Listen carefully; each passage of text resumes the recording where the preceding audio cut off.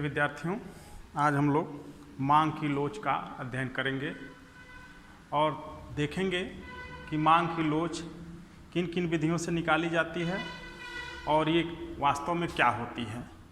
तो आपको बताया गया है कि मांग का नियम एक गुणात्मक कथन है, जबकि मांग की लोच एक मात्रात्मक विचार है। मांग के नियम में आपने ये बताया था या आपने ये जाना था कि जब कीमत घटती है तो मांग बढ़ जाती है और कीमत बढ़ती है तो मांग घट जाती है। लेकिन इस मांग में कितना परिवर्तन होता है किसी निश्चित मात्रा में कीमत के परिवर्तन के फलस्वरूप, यह मांग का नियम नहीं बता सकता। इसे मांग की लोच ही बता सकती है। तो आज हम मांग की लोच के बारे में जानेंगे। पारिभाषिक रूप से मांग की लोच मांग में आनुपातिक परिवर्तन को कीमत में आनुपातिक परिवर्तन से भाग देकर प्राप्त किया जाता है। यानी कि मांग की लोच वह है जो मांग में आनुपातिक परिवर्तन को कीमत में आनुपातिक परिवर्तन से विभाजित करने पर प्राप्त होती है।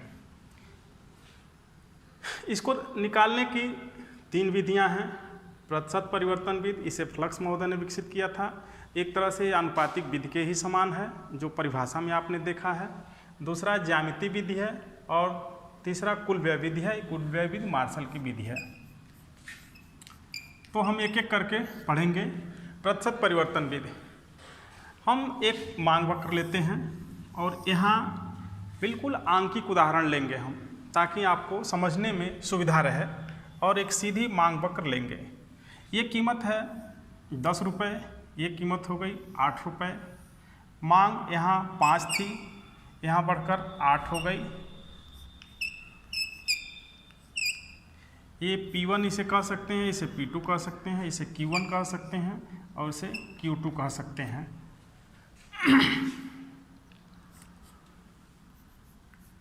आप जान लीजिए, यह लंब अक्ष होता है या आधार अक्ष इसे कहा जाता है। इसे वर्टिकल एक्सिस, इसे हॉरिजॉन्टल एक्सिस कहा जाता है।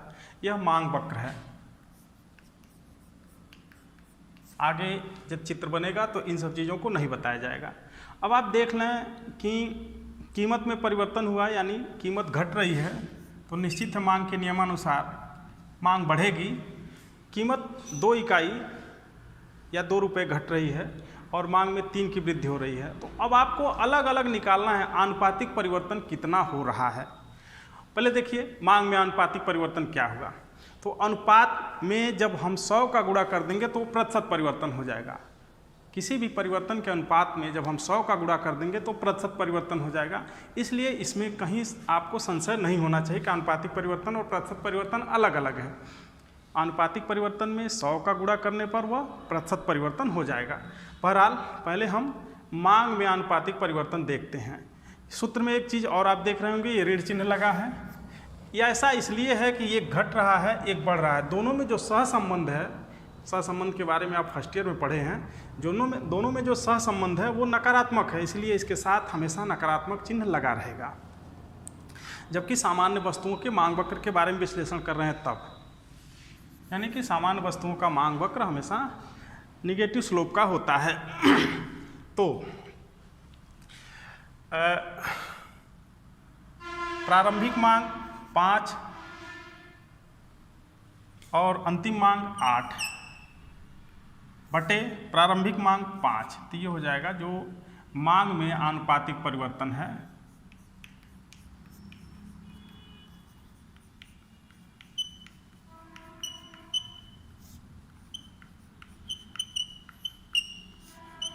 बराबर 5 - 8 बटे 5 बराबर हो जाएगा -3 बटे 5। अब कीमत में आनुपातिक परिवर्तन तो 10 - 8 बटे 10 बराबर 2 बटे 10। अब यदि आप चाहें तो इसे प्रतिशत में भी बदल सकते हैं। इनमें भी 100 में गुणा, उसमें भी 100 में गुणा, लेकिन उससे हमको कोई बहुत फ़ायदा नहीं है। EP यानी मांग की लोच बराबर मांग में आनुपातिक परिवर्तन -3 बटे 5 बटे 2 बटे 10। अब आप इसे कर सकते हैं, ये भिन्न रिवर्स हो जाती है, बराबर -3 बटे 5 गुणे 10 बटे 2। तो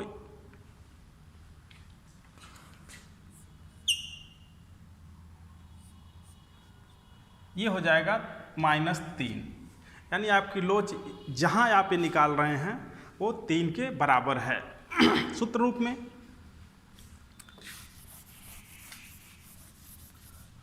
में आप इसे देखेंगे तो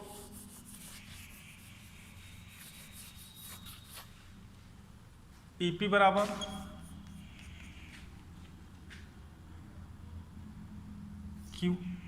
Q1 माइनस Q2 बटे Q1 अपान P1 माइनस P2 बटे P1, ये बराबर हो जाता है। इस परिवर्तन को डेल्टा कहते हैं। आपने देखा था पहले जो परिवर्तन हुआ था वो ऋणात्मक था, तो इसीलिए जब सूत्र रूप में दिखाते हैं तो ऋण चिन्ह पहले लगा लेते हैं। इसे डेल्टा कहा जाता है। डेल्टा Q बटे प्रारंभिक मात्रा Q बटे डेल्टा P बटे प्रारंभिक कीमत P। फिर इसे उलट लेते हैं तो डेल्टा Q अपान डेल्टा P गुणे P अपान Q, और यहाँ माइनस चिन्ह, यानी कि जो सूत्र रूप में, इसको यहाँ से यहाँ ले आइए।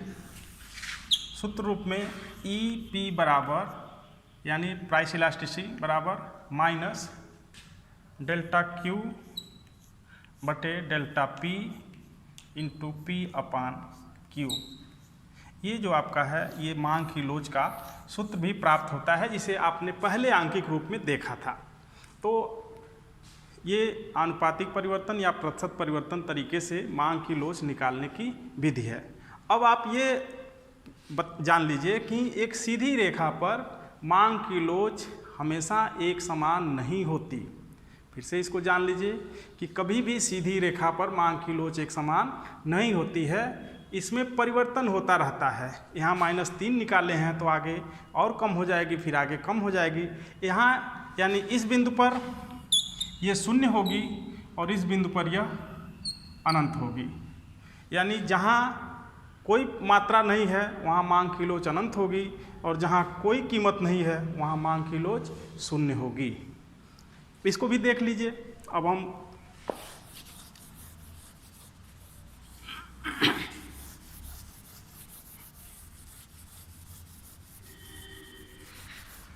चलिए मान लेते हैं 2 रुपये कीमत और घटती है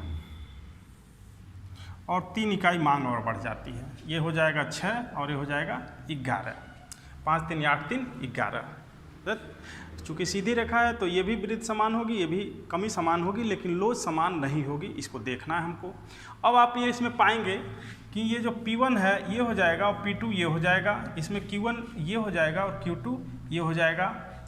प्रारंभिक मात्रा 8 हो जाएगी, पहले 5 थी। यहाँ प्रारंभिक कीमत 8 हो जाएगी जो पहले 10 थी। तो आप पहले मांग में परिवर्तन देख लीजिए। तो ये हो जाएगा 8 माइनस 11 बटे 8 बराबर हो जाएगा ये 3 बटे 8, और चूंकि 8 से 11 घटाया गया इसलिए माइनस हो जाएगा। तो मांग में जो आनुपातिक परिवर्तन होता है यानी delta Q is equal to -3 बटे 8। डेल्टा P देख लीजिए। डेल्टा P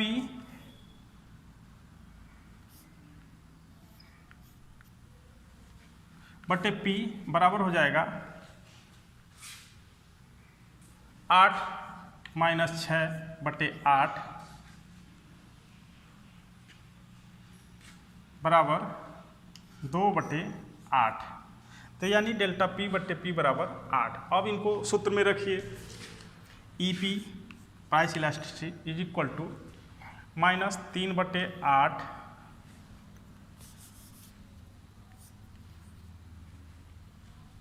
बटे 2 बटे 8। ये आप पाएंगे बराबर हो जाएगा -3 बटे 8 गुणे 8 बटे 2। तो ये कट जाएगा, -3 बटे 2 आ जाएगा, बराबर हो जाएगा 1.5, ये माइनस चिन्ह के साथ। तो पहले जहाँ इस बिंदु पर आपने निकाला था -3, इस बिंदु पर आपको निकला है 1.5, यानी नीचे आने पर इलास्टिसिटी क्रमशः घटती जाती है और ऊपर बढ़ने पर इलास्टिसिटी क्रमशः बढ़ती जाती है। इसे आप अगले यानी ज्यामिति विधि में भी आप देख सकेंगे। तो इस तरह से जो मांग की लोच है, मांग में आनुपातिक परिवर्तन या मांग में प्रतिशत परिवर्तन बटे कीमत में आनुपातिक परिवर्तन या कीमत में प्रतिशत परिवर्तन तरीके से इस तरीके से निकाली जाएगी। अब हम दूसरे विधि के बारे में पढ़ेंगे। दूसरी विधि में ऐसे मांग वक्रों की लोच निकाली जाती है जो सीधी रेखा में नहीं होते, इसलिए ज्यामिति विधि की जरूरत पड़ती है। मान लीजिए कोई मांग वक्र है जो वक्राकार है, बिल्कुल किसी उपभोक्ता का ऐसा व्यवहार है कि उसका मांग वक्र सीधे न प्राप्त होकर वक्राकार प्राप्त होता है। अब आप इसमें मांग वक्र की लोच कैसे निकालेंगे? तो इसके लिए मान लीजिए इस बिंदु पर लोच निकालनी है, तो इस बिंदु पर एक स्पर्श रेखा खींची जाएगी। इस स्पर्श रेखा के नीचे भाग को और ऊपर वाले भाग को मापा जाएगा अक्ष से, यानी कि यदि ये DD है तो एक स्पर्श रेखा इसे कहा जाएगा। स्पर्श रेखा खींचने पर इसके निचले भाग और ऊपरी भाग को मापा जाएगा और इस बिंदु पर, यानी कि ये बिंदु पर मांग की लोच जो होती है EP बराबर निचले भाग की लंबाई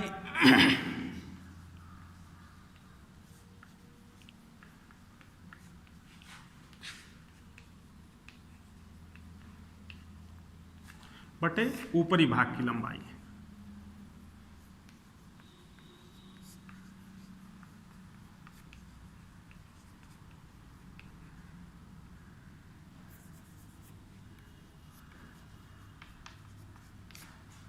यानी कि निचले भाग की लंबाई बटे ऊपरी भाग की लंबाई। आप ज्यों-ज्यों ऊपर बढ़ते जाएंगे ऊपरी भाग छोटा होता जाएगा, यानी हर जो है छोटा होता जाएगा, इसलिए भिन्न का मान बड़ा मिलता जाएगा और ऊपर यानी मांग की लोच ज़्यादा होगी। और नीचे बढ़ेंगे तो छोटे भाग की लंबाई कम होगी, बड़े भाग की लंबाई बढ़ेगी, इसलिए मांग की लोच यहाँ इकाई से कम होती जाएगी। और बीच में दोनों बराबर रहेगा, इसलिए बीच में लोच मांग वक्र के बीचों बीच लोच इकाई के बराबर होती है। तो इस तरह आप देखते हैं कि मांग वक्र पर ऊपर बढ़ने पर लोच बढ़ती जाती है और नीचे बढ़ने पर लोच कम होती जाती है। और ये ज्यामिति विधि है और इसमें सीधे केवल स्पर्श रेखा की लंबाई से निकाल लिया जाता है। अब एक है कुल व्यय विधि, लेकिन इससे पहले कुछ और बातें आपको बता दी जाएं। इसके बारे में, ज्यामिति विधि के बारे में समरूप त्रिभुजों की सहायता से सिद्ध करके भी बताया जा सकता है कि ऐसा क्यों होता है। यह बिल्कुल ही तार्किक है, ऐसे ही नहीं कह दिया गया कि निचले भाग की लंबाई बटे ऊपरी भाग की लंबाई, बल्कि सूत्रों से यह स्थापित किया गया है और इसमें समरूप त्रिभुजों का प्रयोग होता है। आप लोग जब क्लास में आएंगे तो ज़रूरत के अनुसार आपको समझा दिया जाएगा। क्या आप इस बारे में सोच सकते हैं, क्या कभी लोच हर जगह इकाई के बराबर हो सकती है या स्थिर हो सकती है? तो 3 दशाओं में लोच स्थिर होती है। एक तो बिल्कुल सीधा मांग वक्र हो लंबवत, जिस पर मांग मात्रा स्थिर हो, कीमत चाहे बढ़े चाहे घटे, यानी यहाँ लोच शून्य होती है। और एक क्षैतिज मांग वक्र हो सकता है जिस पर कीमत बिल्कुल स्थिर रहती है और मांग मात्रा घटती बढ़ती है, यहाँ लोच अनंत होती है। और एक तीसरी दशा हो सकती है आयताकार अतिपरवलय की आकार के मांग वक्र पर, जहाँ लोच हमेशा एक बराबर होती है। और मार्शल की कुल व्यय विधि में आप इसके बारे में ठीक से जान भी लेंगे ऐसा कैसे हो सकता है। आयताकार अतिपरवलय में ये बताता है कि इस मांग वक्र से जो आयत बन रहे हैं उनका क्षेत्रफल सदैव स्थिर रहेगा, इनका क्षेत्रफल सदैव स्थिर रहेगा। चाहे आप 8 गुणे 2 कीजिए या 2 गुणे 8 कीजिए, हमेशा 16 स्थिर प्राप्त होगा। तो जब इस तरह के इसके से बने हुए, यानी इस मांग वक्र और अक्षों के बीच बने हुए आयतों का जब क्षेत्रफल एक समान हो तो लोच हमेशा इकाई के बराबर होती है। और इसी दशा में इस आकार को आयताकार अतिपरवलय कहा जाता है। और इसी दशा में लोच हमेशा स्थिर रहेगी जो 1 के बराबर होगी। कुल व्यय विधि में हम इसी का उपयोग करेंगे।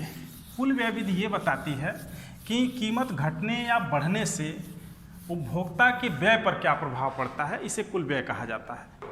यदि कीमत बढ़ने से उपभोक्ता का कुल व्यय बढ़ जाए, कीमत बढ़ने से कुल व्यय बढ़ जाए तो लोच इकाई से कम है, और कुल व्यय बढ़ने से कीमत बढ़ने से उपभोक्ता का कुल व्यय घट जाए तो लोच इकाई से ज़्यादा है, और यदि स्थिर रहे तो लोच इकाई के बराबर है।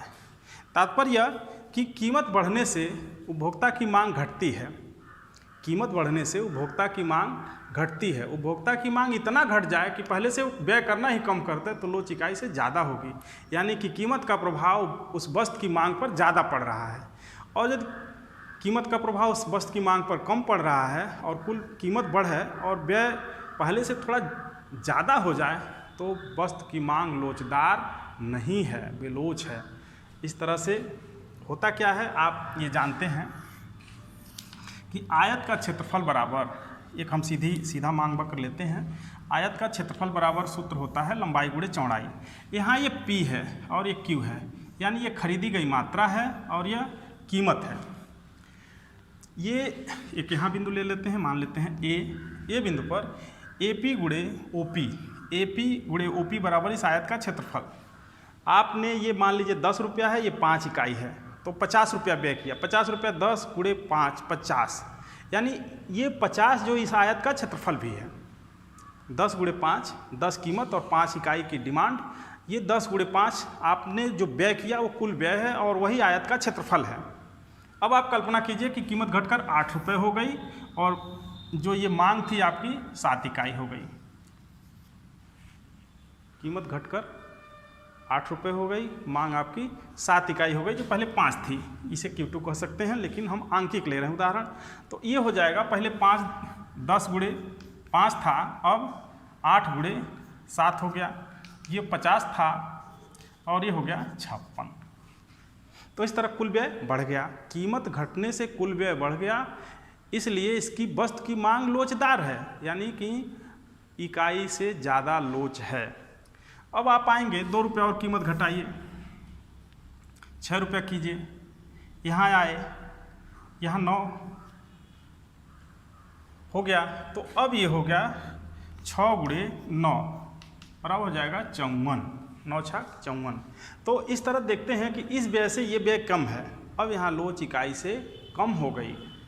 तो इस तरह लोच इस रेखा पर भी आप एक अनुपात में ही कीमत घटा, एक मात्रा में ही, अनुपात और मात्रा में अंतर होता है। ये निरपेक्ष मात्रा एक समान है लेकिन अनुपात बदल रहा है। तो निरपेक्ष मात्रा एक समान आप घटा रहे हैं और मांग एक समान मात्रा में बढ़ा भी रहे हैं, लेकिन लोच अलग अलग प्राप्त हो रही है। इस तरह से आप देख रहे हैं कि कुल व्यय विधि से भी ऊपर से नीचे बढ़ने पर लोच घटती जाती है।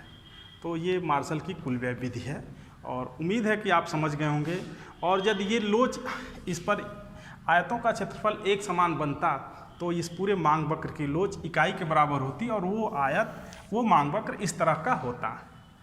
आज लोच में इतना ही, और आगे हम आपको पढ़ाएंगे कि मांग को प्रभावित करने वाले, मांग के नियम को प्रभावित करने वाले, मांग की लोच को प्रभावित करने वाले कौन कौन से तत्व हैं जिनके बारे में आपको जानना चाहिए, और मांग के नियम के अपवाद क्या क्या हैं। बहुत बहुत धन्यवाद। उम्मीद है आपको वीडियो पसंद आई होगी। अपने अनुभव कमेंट के माध्यम से साझा करें। यदि कोई कमी हो तो उसे भी इंगित करें और चैनल को लाइक और सब्सक्राइब करें। धन्यवाद।